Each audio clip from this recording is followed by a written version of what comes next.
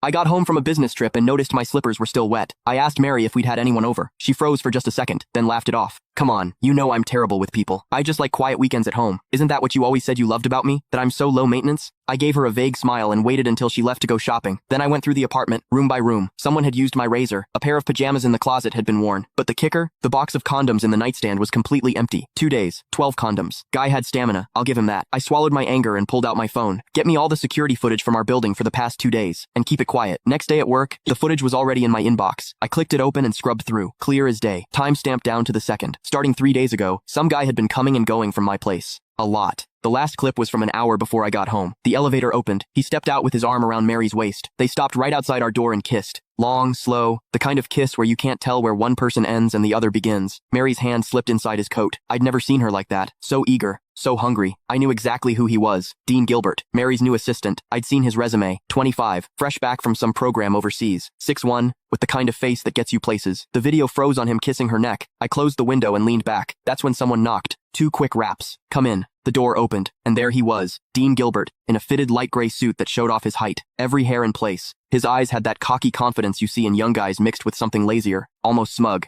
He was holding a folder. Chairman Dickerson. His voice was all business. President Henson asked me to bring over the year-end bonus list for your signature. He walked to my desk and set the folder down. No small talk. Didn't leave. Just stood there, waiting. Perfect posture. But his eyes drifted past me to the bookshelf like this was just some boring errand. I looked up at him. He didn't flinch. He even smiled, a smile that was hard to read. Normally, when Mary sent stuff like this or had her secretary bring it, I'd glance at the total and sign. She handled HR and finance. I'd always given her free rein. But today, I picked up the folder, opened it. I went through page by page. Bonuses ranged from tens of thousands to a few $100,000, nothing unusual for this year. Then I hit the last page. My hand stopped. Next to Dean Gilbert's name was a long string of numbers. Year-end. Bonus. $1 million.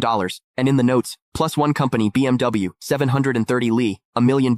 A BMW 7 Series, for an assistant who'd been here less than 6 months. I stared at that number for 2 seconds. Then I looked up. Dean was watching me. That little smile had gotten bigger, and there was something in his eyes, now impatience. Chairman Dickerson, is there a problem? His tone was still polite, but there was an edge, a push. Miss Henson is waiting to head out. He made sure to emphasize those last words. I picked up my Mont Blanc pen and uncapped it. The tip hovered over the signature line. Didn't touch down. Mr. Gilbert, you've been with the company about 5 months now, right? My voice gave nothing away. 1 week shy of 5 months. Quick answer. Smooth. I said nothing. I signed. Thank you, Chairman Dickerson. He took the folder back, flipped to check my signature, then closed it. And right as he turned to leave, I caught it. His lips moved. Fast and silent. No sound. But I could read it clear as day. 3 syllables. Old bastard. He didn't even bother closing the door behind him. I stayed in my chair. Didn't move. The pen cap clicked back into place. Click the link in my bio to get the full story for free.